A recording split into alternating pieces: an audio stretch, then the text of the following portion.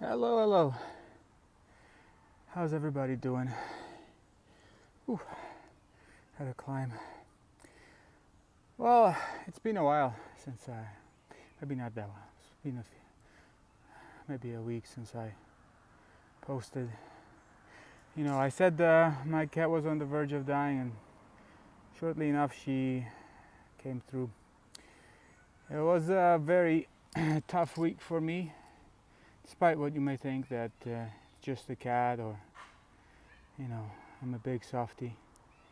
It's a member of your family, and I don't have a family of my own in terms of like wife and kids, but I really understood what it means to let someone else in and expand your family and grow and have that person or that member of the family unexpectedly exit.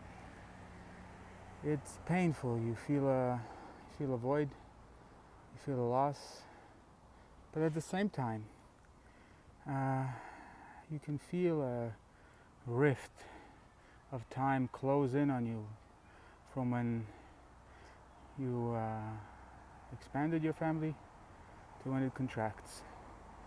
Basically what I'm saying is time goes by, and sometimes it takes a tragedy for you to realize that just how much of it is no longer coming back, basically.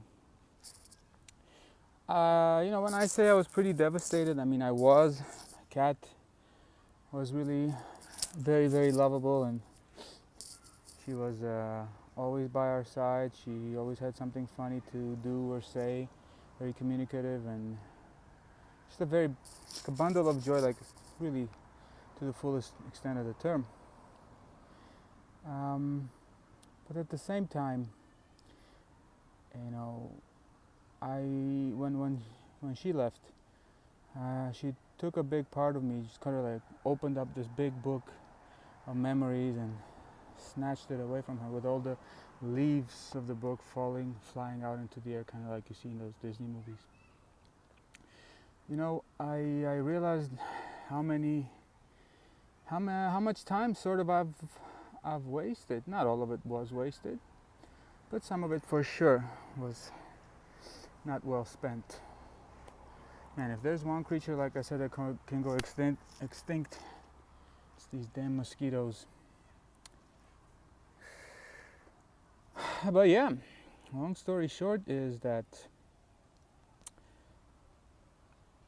it made me realize my own... Okay, hold on, sorry, I'll have to be back, this is crazy. So yeah, moved away from the mosquito infested spot.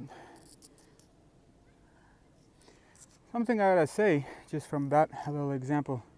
I try to make examples of everything, I have no fucking idea why. But, so I was biking along, I wanted to take a little breather and make a video just to, keep it going. And I saw a nice little bench kind of in the seclusion. So I'm near a park, there are a lot of people out barbecuing, just chilling in the, near the park, and there's a river here.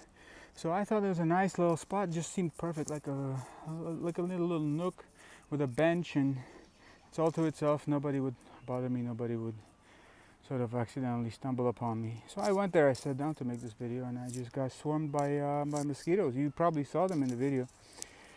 And it just goes to show sometimes you make decisions early, you think something looks perfect, and ostensibly it is. But you just don't know until you check it out, man. It's a really good relationship advice.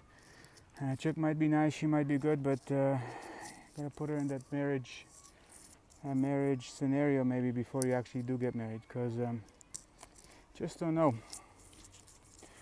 Not to say that this place is free from mosquitoes, but I want to continue with my little rant and spiel. God, I'm losing my hair. So this little cat, man, she just brought out this huge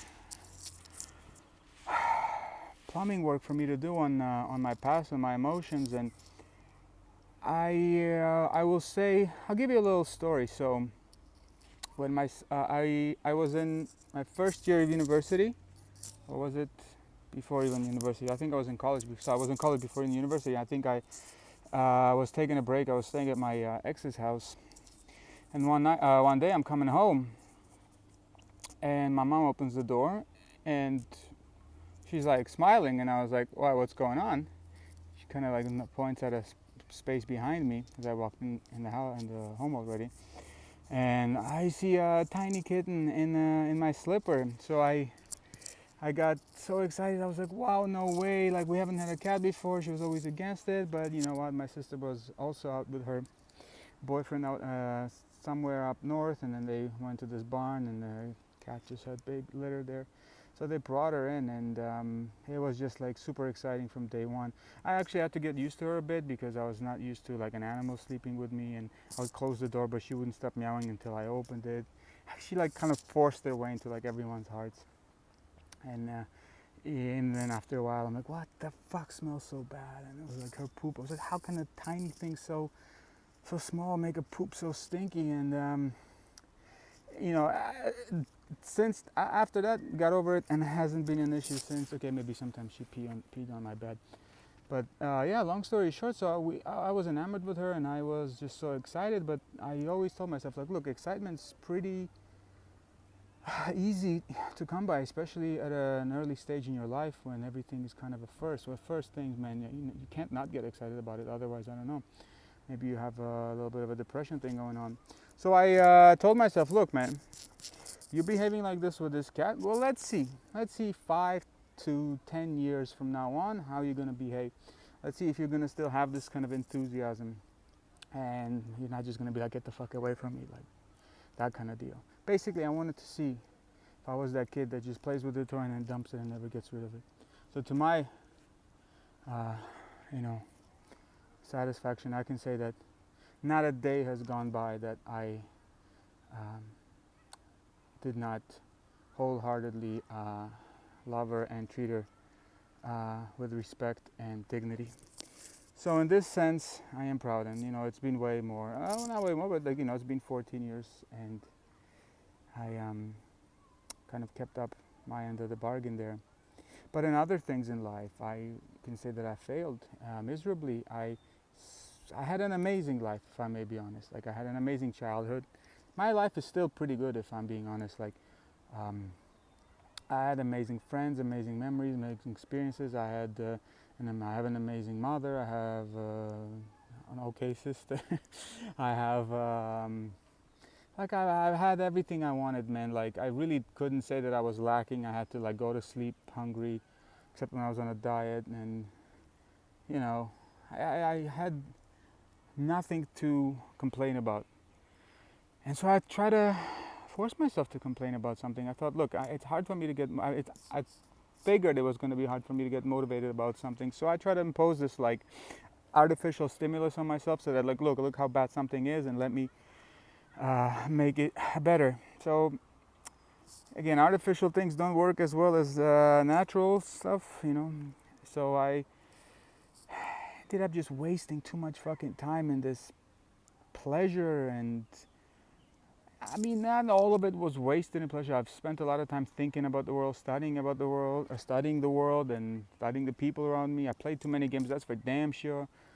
And before I realized it, like, you know, I'm in my 30s, so this is not cool anymore. And now I realize that, like, this is basically a point of no return. Like, if I waste any more time from here, this is just pure, unadulterated loss and sin, crime, whatever you want to call it. And a lot of that came up when I was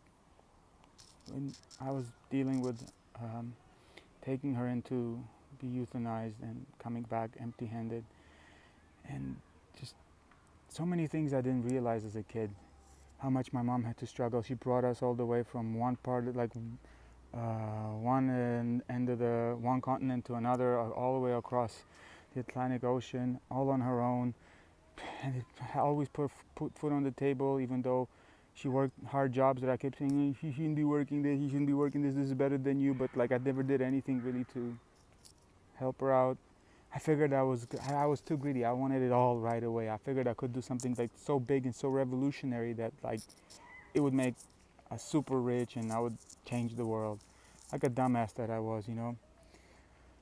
Fuck. So I had to cope with that, man. I had to cope with that, and trying times like these, they test your conscience. They test just how well you've lived. You could be living a good life, but if your conscience is on a different trajectory than your habits, eventually when your conscience lines up with reality, there's going to be a very serious emotional and cognitive dissonance. So if you have a priority to change the world, to do something to improve people's lives, but you go around doing nothing but pleasing yourself, whatever may happen that triggers this realignment, you will hopefully not be too late. So I don't know how many people need to listen to this that don't waste your life, but it's not so easy not to waste your life. Sometimes it's just that I just couldn't believe, I still can't believe how much time has just slipped away. And all I can say is that real enemy to your success and to your development as a human being is comfort. It's this insatiable desire to look for comfort and the unabated danger where you find it. Because our society is structured to offer it up to you around every single corner. Hey, spend less time doing this, spend less time doing that. Don't even go out to buy food. We'll just bring you the food. You don't even think about cooking. Oh, you want to cook? Here's a fucking device that makes pizza. There's a device that makes toast. Like, everything has to be somehow so streamlined and so convenient. What the fuck do you have to do with your lives? And this pursuit of comfort is something that we're supposed to internalize and that we're supposed to promote and to keep the economy going. Trust me, from a person who never fell for it, I fucking fell for it. One way or another, because your brain is really good at fooling you. So what's there to say?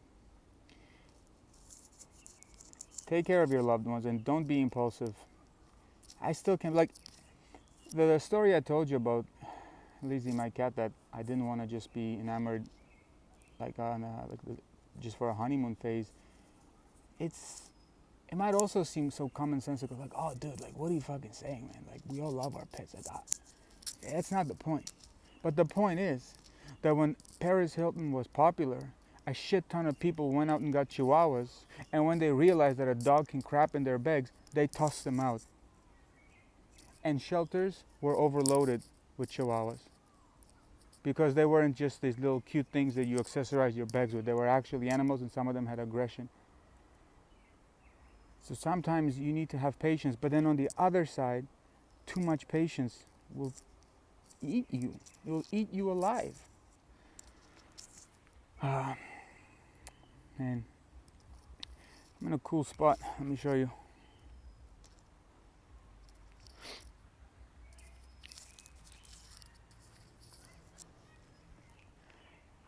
It's a little brook with some animals, squirrels and stuff here. It's near a very good hospital, and it's a very, very rich area. Like, I almost crashed basically if driving around here, because the houses it's not even houses, they're mansions. They're beautiful and they have various designs. I look around, a lot of my life I've seen Toronto. I live in North York, which used to be the suburb, and now it's kind of like the GTA, like the general area, but then the things north of it are suburbs. So I was really mad at that. I'm like, what kind of unimaginative shitty city planning is? Like, everything looks the same, everything is zoned out to be like equal, and then they'll build up it's like a turtling in a strategy game. Like, you'll build up a little base, you move out, then you build up a little base, same thing, you just keep moving, advancing your position. So they'll build up a mall, they'll advance further, they'll build up a mall, they'll build houses around it. So I was like, this is just like so soulless, right? And then I came out here and I'm like, whoa. Now this is what I'm talking about. These houses, man, they're beautiful. Of course, they're extremely expensive, but at some point they weren't, right? But people had the, I don't know, good sense to be a bit creative. Tangential.